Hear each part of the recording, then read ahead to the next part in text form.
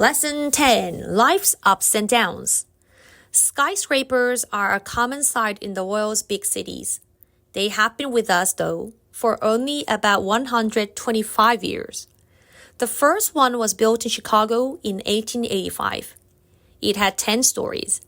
Let's discover what led to this new kind of building, which changed the shape of cities. There used to be only one way to make very tall buildings.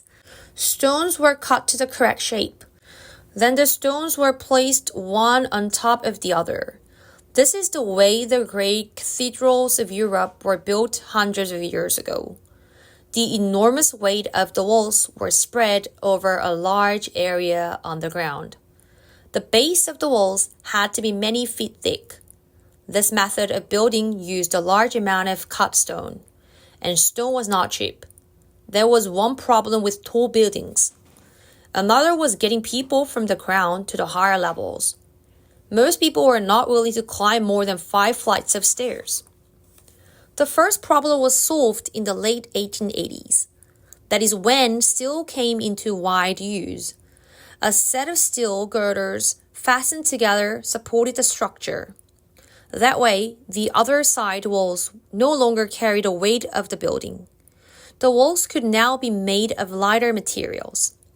There was no limit to how tall buildings could be. Except for all those stairs.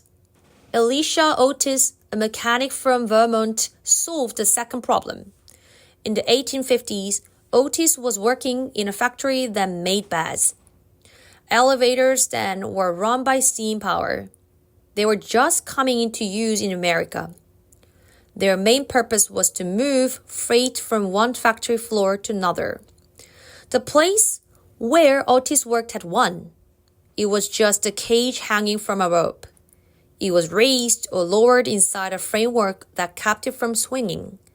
If the rope broke, there was nothing to stop the cage from crashing to the ground. Otis thought about this. He came up with a device that would keep such accidents from happening. It was a kind of brake for the cage. As soon as the rope or wire cable broke and the cage began to fall, a spring caused 2 steel rods to shoot out of the sides of the cage. This fitted into slots running the length of the elevator shaft that kept the cage from falling any farther. Otis's invention worked well. So in 1854, he took it to New York to a special business fair for new inventions. He climbed into the elevator cage. Then the cage was raised as high as it would go. After a signal was given, a helper on the ground cut the rope holding up the cage. Instead of falling, the cage remained in place. The crowd gasped. Then they cheered. Otis began taking orders for the elevator company he started. The company still carries his name. Otis's invention could be used to convey people safely to the upper floors of very tall buildings.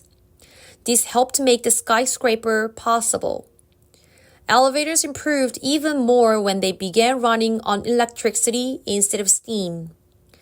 Electric elevators were faster, smoother, and quieter. They were also less likely to break down. The 10-story Chicago building, which was demolished in 1931, was followed by Manhattan's first skyscraper, the 22-story Flatiron Building. It is still a New York landmark. Then there is the 110-story Willis Tower in Chicago. It has over 100 elevators. The fastest ones make the quarter-mile ride to the top in 1 minute with perfect safety.